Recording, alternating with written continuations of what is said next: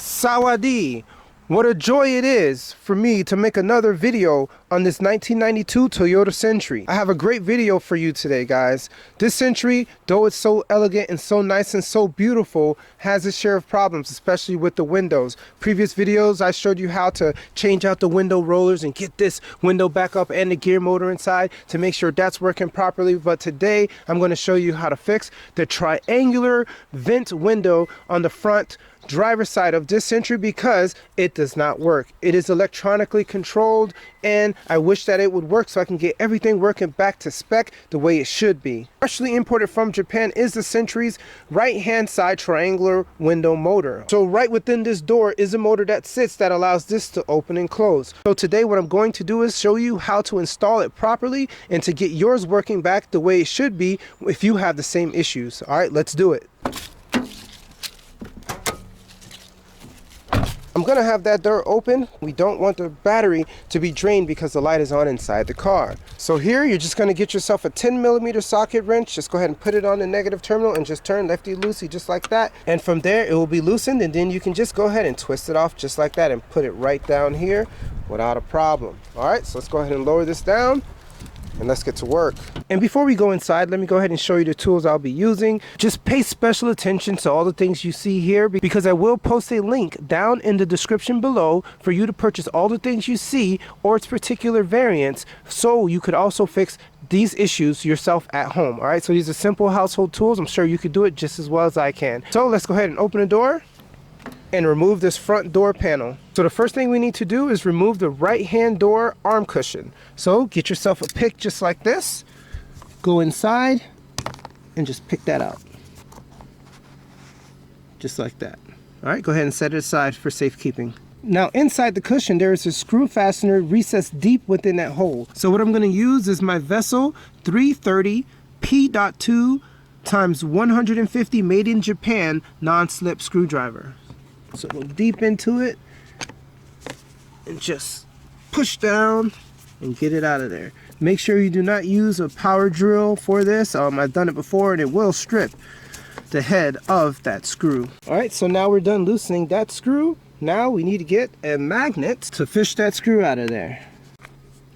There we go.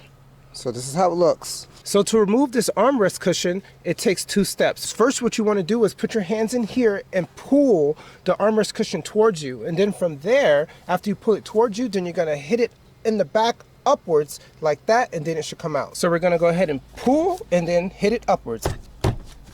Just like that. Now it's off. Let's set it aside. So from here we have 5 screws that we need to remove. Here we're going to use our pick tool once again and pull the carpet back, and you'll see there's one there, here, the third one right there, the fourth one right there, and then the last one will be the actual door handle right there. And then from here you'll lay this down and remove all the electrical connections before you move forward. Thank you. Yes, sir. No. Once again, you do not want to use any power tools because if you do, you will strip these screws. So make sure you stay away from those power tools. I made that mistake once. Here we're going to use our trusty pick tool one more time. That will expose the screw, and then you can go ahead and remove it. All right. Now it's time to lay down the armrest assembly, and you'll see a plethora of wires.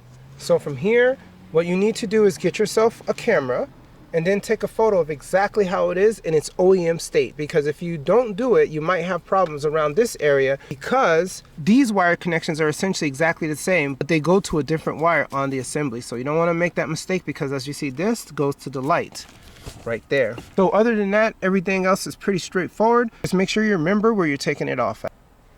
Here, this pick tool definitely comes in handy. Or you can get yourself some angled pliers as well, if it helps. Pull it apart. And let's put a chair under here for some stability.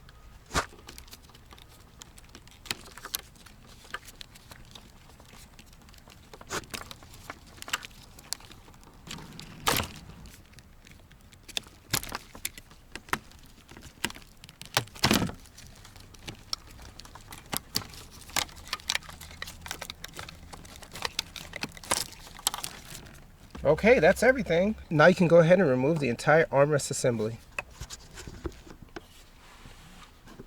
Now 2 more screws right above the speaker.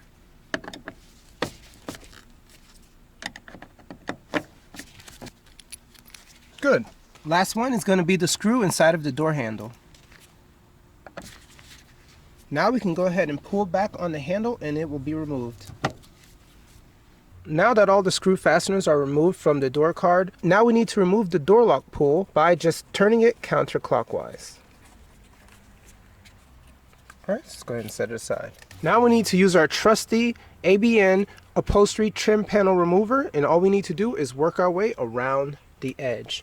First up, right here, you'll see, just kind of pop it right there. You see that? And just work your way around the edge. You see that? Once you do that, you can just migrate over to just pulling it.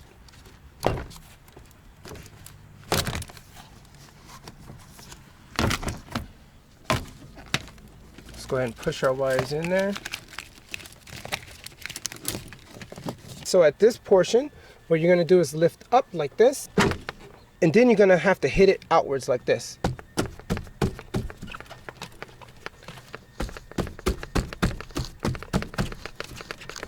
So don't go too far because you might have some tweeters or some other things connected, so make sure you just remove them before you pull it apart altogether. There you go. Now it's 100% removed. Now we're one step away from our triangular window vent motor, so what we need to do now is just go ahead and gently pull back on the plastic, which will allow us to get to that portion.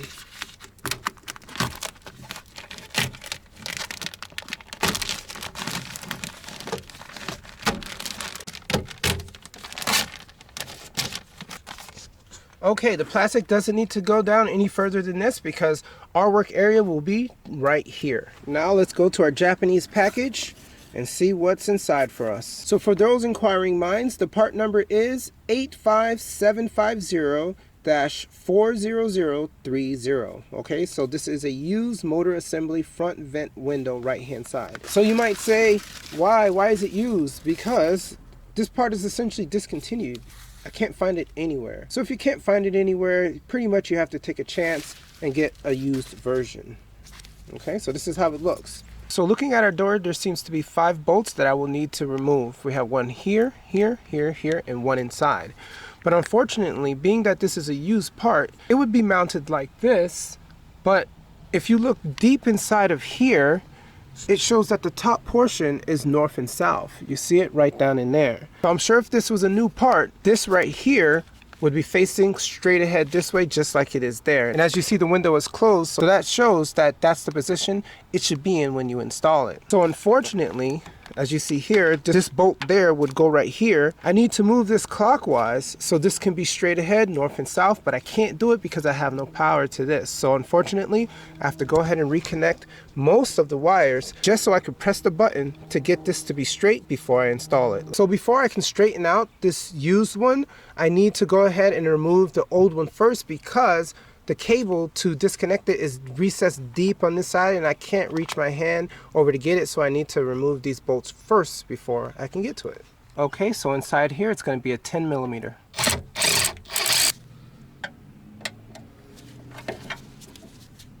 Get this magnet just in case it falls. Got it, look at that ingenuity, baby. Alright, hold on to this. Alright, and these are 10 millimeters as well.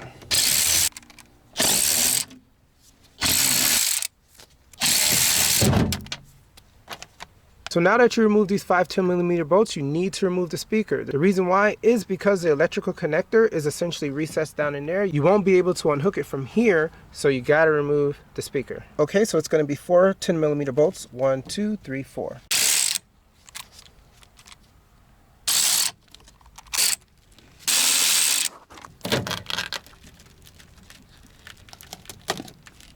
Okay, you don't need to remove it all the way out. All you need to do is just get this cone thing off there, and then you can work your way inside to remove the electrical connector. All right, let's go ahead and pull on our motor, get it out of there. Okay, So now it's out, but once again, we need to get to the connection. So it's like right up here. Inside, right above here, there's a hook. Let me show you what this hook looks like. The hook is just like this, okay? It moves. You can actually just get your finger and pull back on it. Right here, you're gonna do that, and then from there, it will release the tension, which will allow you to disconnect it. So just reach your hand and pull. You see that? And then push up, and then it's off of the hook. Now you have more space. One more. There we go. Now we can see. And then just pull out. It seems like they put grease in there on purpose. That's good. Even the new used one has grease as well. Okay, now let's look at what we have in front of us. This is the original one. And this is the updated used one. Okay? So I need this to be in this exact position before I can do anything. So that's why I have to go ahead and partially connect it so I can turn this with power right here, because I cannot do it with my hands. There's no way, okay? So let's go ahead and reconnect it, and let's see if it at least works. If not, then I guess I'm screwed. We'll see. All right, now that's connected. Now let's go ahead and reconnect some of the connections to prepare us to reconnect the battery to go ahead and straighten this out. Let's use our chair for support once again. The triangular window switch is right there. See, triangular window. Let's go ahead and put this right here, and let's get this. Ugh. So hopefully if you guys get a replacement for your triangular window, hopefully it's in the right position so you wouldn't have to do all this. But it's always good to test it regardless, so you might have to do exactly what I'm doing either way. Okay, so we don't need the light, we don't need the 12-volt cigarette lighter there, so we can exclude all of that. But I think we need this and that.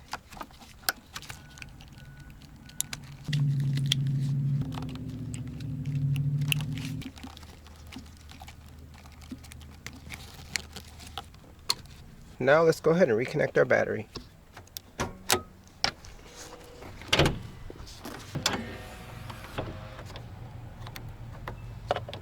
Go ahead and put it on an accessory. Okay, now let's get our window motor. And let's press the switch for the triangle window motor. Yes! Success! It works. All right, unfortunately, you know, whoever took this out pretty much, you know, had it at the wrong position, but it's okay. You want to do this before you install it. You want to make sure that it works before you plug everything back up, because you'll be super disappointed if you find out later that it doesn't work and then you got to go buy another one with all this already put back together. So it works. Okay, let's go ahead and look at a comparison. Let's put it back exactly where it should be.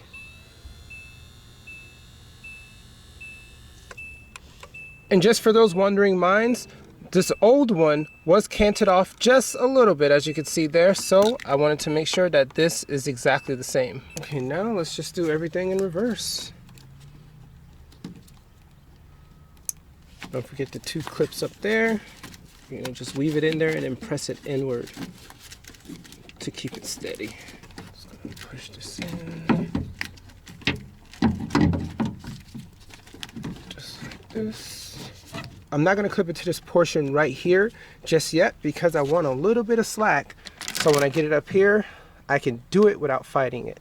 You're just going to position it right where it should be. Keep in mind this rod right there needs to be in front of the connection portion of the motor, as you can see right there. Okay, so this will be behind the rod right there.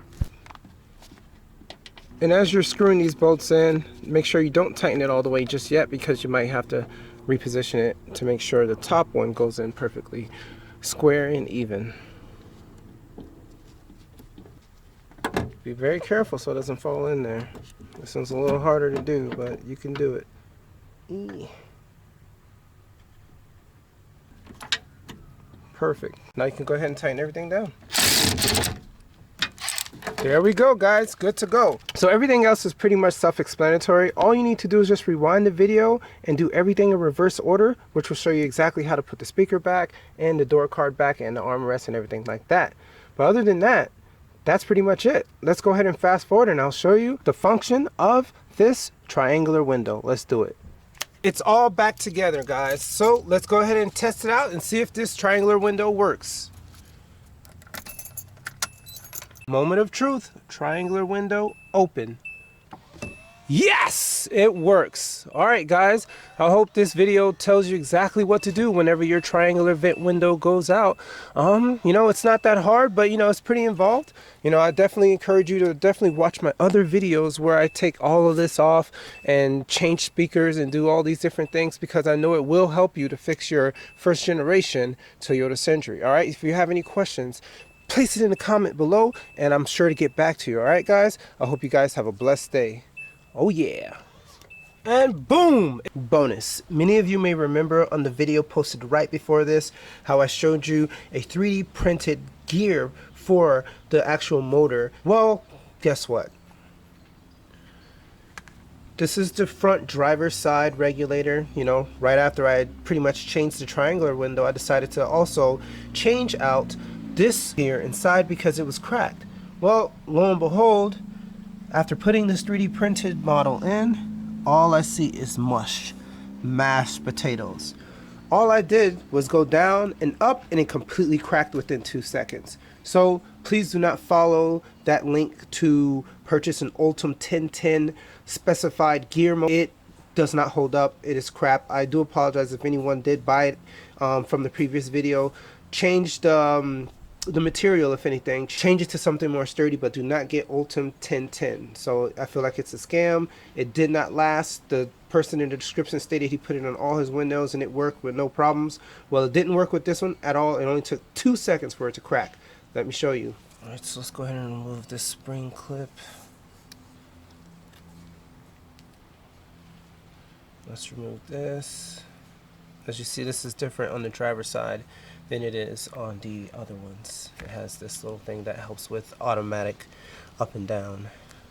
Let's get our bumper stopper out of there.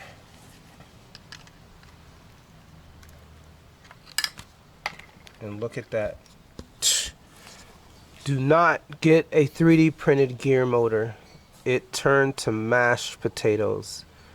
The worst thing I ever purchased, $46 or $47 down the drain. Don't do it, guys. Just do what I did before.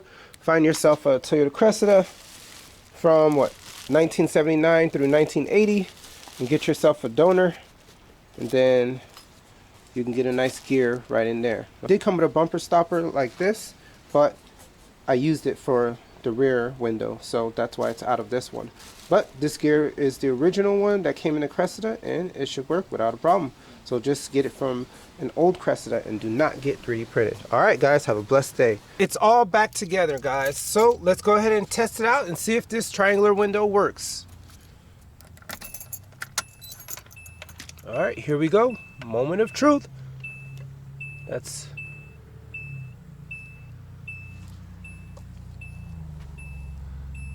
All right, here we go. Moment of truth. Open.